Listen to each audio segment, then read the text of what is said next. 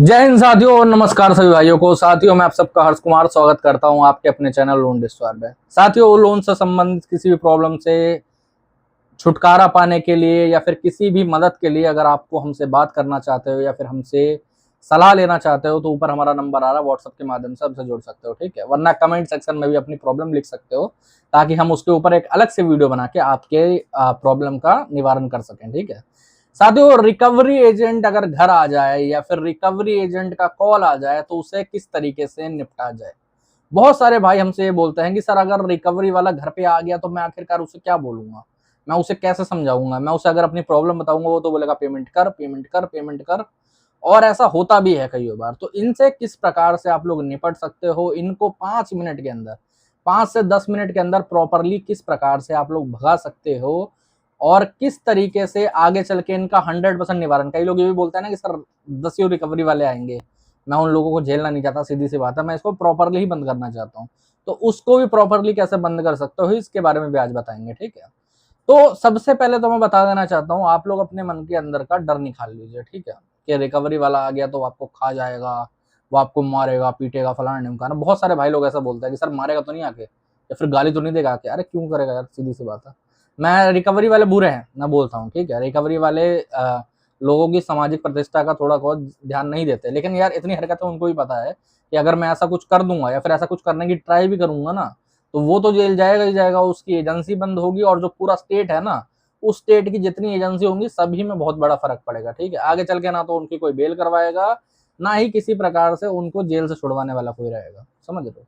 तो उतना तो आपको डरने की जरूरत नहीं। आपको इतना समझना है कि किसी रिकवरी वाले से होम विजिट पे बात करने का बस इतना मतलब है कि कोई डिलीवरी वाला आया है, आपने उससे 10 मिनट बात करी और वो चला गया, बस इतना ही फर्क रहता है, समझ रहे हो, और कुछ नहीं। जैसे कोई डिलीवरी वाला आपके घर पे आता है ना, आप उससे डरते नहीं हो, बिना बिना डरे बात कर लेते हो कि हाँ क्या बात है, क्या बताओ, कौन सा ऑर्डर लाए हो, क्या कर रहे हो, क्या नहीं, वैसी बात करनी होती है, ठीक है। आपको सबसे पहले तो ये चीज समझ जानी चाहिए कि देखो होम विजिट कोई बहुत बड़ा डर नहीं है, ठीक है। आपको बस अपने अधिकारों का पता होना चाहिए। कैसे अधिकार? देखो, आरबीआई ने और हमारी सरकारों ने मैंडेटरी कर रखा है रिकवरी वालों के लिए 3 सर्टिफिकेट, ठीक है। और अभी जुलाई के बाद ये 3 सर्टिफिकेट 5 में बदल जाएंगे, ठीक है। ओके, क्या है ये 3 certificate? ID card, DRA certificate और ऑथराइजेशन लेटर। अगर इन तीनों में से कोई भी एक डॉक्यूमेंट उनके पास अवेलेबल नहीं है तो वो आपसे बात करने के लिए अधिकार में नहीं है, ठीक है। वो आपसे बात कर ही नहीं सकते और आप उनको जवाब देने वाले कोई नहीं होते उसके बाद, ठीक है। क्या ये रिकवरी वाले ये तीनों डॉक्यूमेंट लेके आते हैं? The answer is no. ये कभी भी इस प्रकार से ये लेके नहीं आते हैं और हमेशा आपको ऐसा एक्सक्यूज देखेंगे अगर आप इनसे ये डॉक्यूमेंट मांगोगे ना, तो पता है एक्सक्यूज क्या देते हैं कि हाँ ठीक है हम ये ला के दे देंगे, आपको दिखा देंगे, आप पेमेंट करवा दो फुल, उसके बाद मैं आपको ये दिखा दूंगा, ठीक है। आपको इन्हें सीधे से एक जवाब देना है कि भाई साहब पेमेंट तो छोड़ो, ठीक है, अगर तुम ये डॉक्यूमेंट मुझे नहीं दिखाओगे तो यहाँ से जूते मार के 4 जूते तुम्हें अलग से मारूंगा और यहाँ से भगा दूंगा, ठीक है। आपको ये समझना है, आपको अपने अधिकार जानना है, ठीक है। कई लोग होते हैं जो कि मुझसे कॉल बुक करते हैं ना, वो बोलते हैं सर एक रिकवरी वाला आया था, मैंने उससे आईडी वाईडी नहीं मांगी क्योंकि वो प्यार से बात कर रहा था। अरे मेरे भाई प्यार से बात करेगा ही, कोई रेयर बात नहीं है कि वो तुमसे प्यार से बात करेगा, उसको करनी पड़ेगी प्यार से बात। वो तुम्हारे अधिकार है, वो तुमसे कोई छीन नहीं सकता, समझ गए। अगर तुमको ऐसा लगता है कि वो मेरे से, मेरे अगर मैंने लोन ले रखा है, लोन का पैसा नहीं भर रहा हूँ तो मेरे से मेरे कोई अधिकार छीन के ले जाएगा, तो आप बहुत बड़े गलत फहमी में हो, समझ रहे हो। आपने लोन लिया, अपने सारे डॉक्यूमेंट दिखाए, तब जाके बैंक या एनबीएफसी ने आपको लोन दिया। अब भाई साहब जब बैंक के या फिर एनबीएफसी के रिकवरी एजेंट से आप बात करोगे तो वो आपको सारे डॉक्यूमेंट भी दिखाएगा। आपका जो लोन एग्रीमेंट होगा ना, आप उसमें पढ़ सकते हो, वहां पर भी इन डॉक्यूमेंट्स के बारे में लिखा होता है कि रिकवरी वाला आया तो ये डॉक्यूमेंट देखो, तभी इनसे बात करो। अब कई लोग बोलेंगे कि सर ये लाते क्यों नहीं है डॉक्यूमेंट। देखो ये डॉक्यूमेंट ना बहुत सेंसिटिव डॉक्यूमेंट है, अगर इनका फोटो वगैरह आपको मिल जाए इन चीजों की, ठीक है, आईडी कार्ड की और डीआरए सर्टिफिकेट की और ऑथराइजेशन लेटर की, तो भाई साहब सीधी सी बात है, आप आगे चल के कभी भी इस रिकवरी वाले के ऊपर केस कर सकते हो, इसकी एजेंसी बंद करवा सकते हो, कुछ भी कर सकते हो, ठीक है। इसीलिए ज्यादातर ये सारी चीजें लाते नहीं। आईडी कार्ड भी लाएंगे तो कई बार एक्सपायर आईडी कार्ड ले आएंगे, ठीक है, जो पिछले साल एक्सपायर हो गया ना, ताकि तुम उसकी फोटो लो बाद में कंप्लेंट करो तो वो लोग बोलते हैं ये बंदा हमारा काम ही नहीं करता, समझ गए। तो आप लोग ये सारी चीजें चेक करो। अगर आपसे ये दिखाते नहीं है आईडी कार्ड या फिर बाकी चीजें, आपको वो लोग नहीं दिखाते और बोलते हैं कि नहीं हम तो पेमेंट लेके जाएंगे, तो आप कुछ मत करो, अपनी जेब से अपना ब्रह्मास्त्र निकालो, आजकल सभी के पास मौजूद है अपना स्मार्टफोन। कोई जरूरी नहीं कि वो आईफोन हो या फिर एंड्रॉयड हो, बस उसका कैमरा काम कर रहा हो, ठीक है, और उसमें थोड़ी सी स्पेस होगी, आपकी 10-5 मिनट की वीडियो बन जाए। आप उसका वीडियो बनाओ, उस पर ID कार्ड, ऑथराइजेशन, DRA का सर्टिफिकेट मांगो, उसे सीधे बोलो कोई पेमेंट नहीं होगी, मेरे ऊपर मल्टीपल लोन्स चल रहे हैं, मैं आगे चल के इनकी 1.5 साल के बाद सेटलमेंट करूंगा। अगर तुम ये हरकतें करोगे, अगर मान लो वीडियो पे वो हल्की सी भी उल्टी सीधी हरकत कर देता ना, आपको तू करके भी बुला देता है, तो आपके पास एविडेंस बन गया है, कोई दिक्कत वाली बात नहीं है। अब आप उस एविडेंस के बिहाफ पे उनको नौकरी से भी निकाल सकते हो, टर्मिनेट भी कर सकते हो, बाकी सारी चीजें भी कर सकते हो।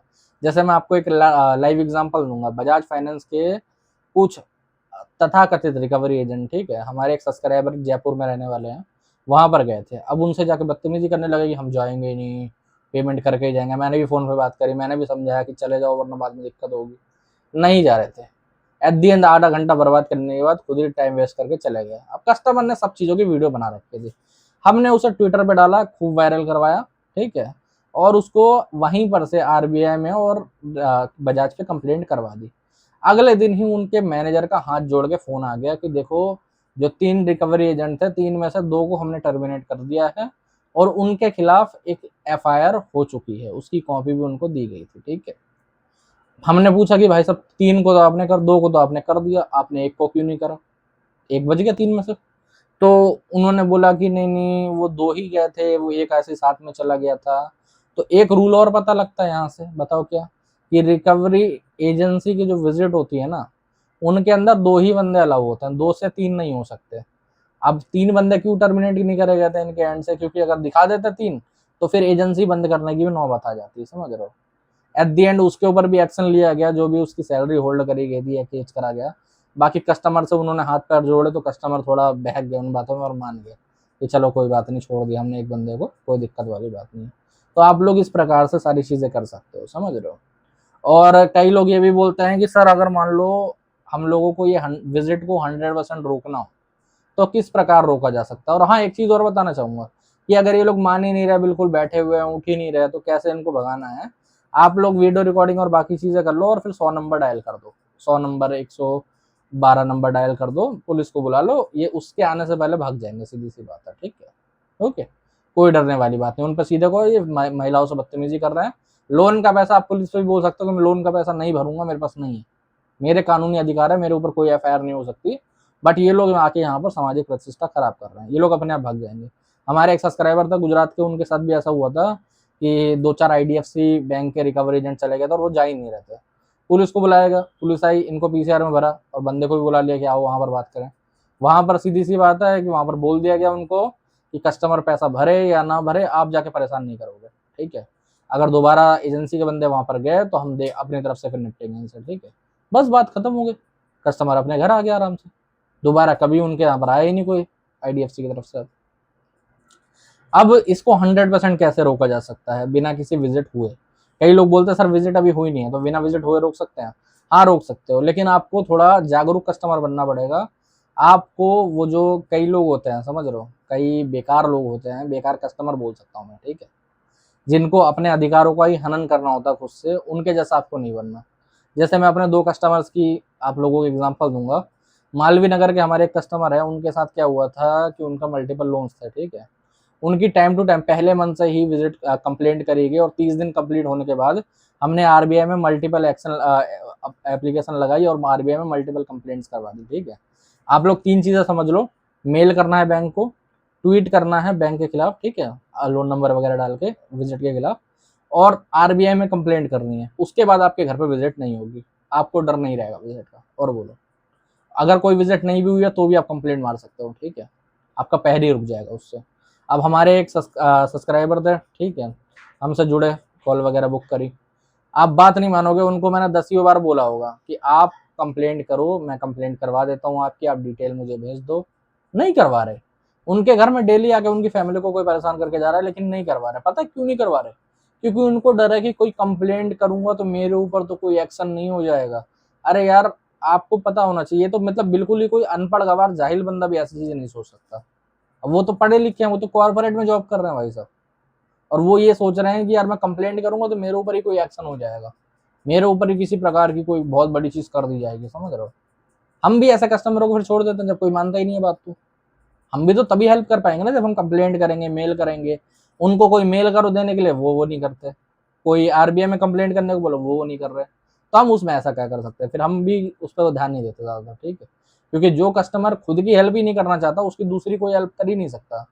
कई कस्टमर ऐसे होते हैं, हमें 10 बार हमसे कॉल बुक करते हैं, हम उनको प्रॉपरली चीजें बताते हैं कि क्या क्या करना है, बट वो नहीं करते। क्यों? क्योंकि वो खुद की हेल्प ही नहीं करना चाहते। वो लोग अलग ही गिल्ट में जी रहे हैं। वो दारू पियेंगे रात में, दारू में। मैं एक कस्टमर की बताऊंगा आपको, ठीक है। बड़ा ही अजीब करीब किस्सा था। अब वो भाई साहब क्या करते थे, मतलब न्यू ईयर से पहले की बात है, ठीक है। कॉल बुक करते थे और रात में दारू पीते थे रख के, ठीक है, लोन डिफॉल्ट होने के गम में। और उसके बाद कॉल बुक करते थे और बात करते थे। मैं भी कर लेता था, मान भाई कॉल बुक कर रहा, बात करते रहो। मैं उनको प्रॉपरली चीजें समझाता था। एट द एंड पता है कॉल के एंड में वो क्या बोलते थे, यार सर पता नहीं है क्या करूं, मेरे समझ में नहीं आ रहा कुछ भी, और ये कह के कॉल काट दिया।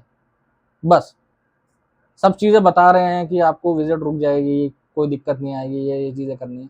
नहीं, नहीं समझना। तो जो बंदे खुद की हेल्प नहीं करना चाहते, उनकी कोई हेल्प कर ही नहीं सकता। आप लोग पहले खुद की हेल्प करने के बारे में सोचो कि भाई साहब मुझे इस विजिट को रोकना है, मुझे बस कॉल्स को कम करना है, बात खत्म हो जाएगी, मुझको डरना नहीं है, बस वहां से बात खत्म हो गई। फिर हर जगह से आपको हेल्प मिलना स्टार्ट हो जाएगी।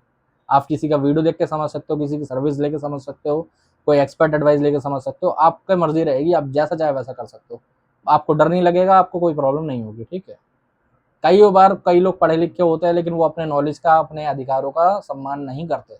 और ऐसे लोगों का सम्मान फिर रिकवरी वाले भी नहीं करेंगे, सीधी सी बात है, ठीक है।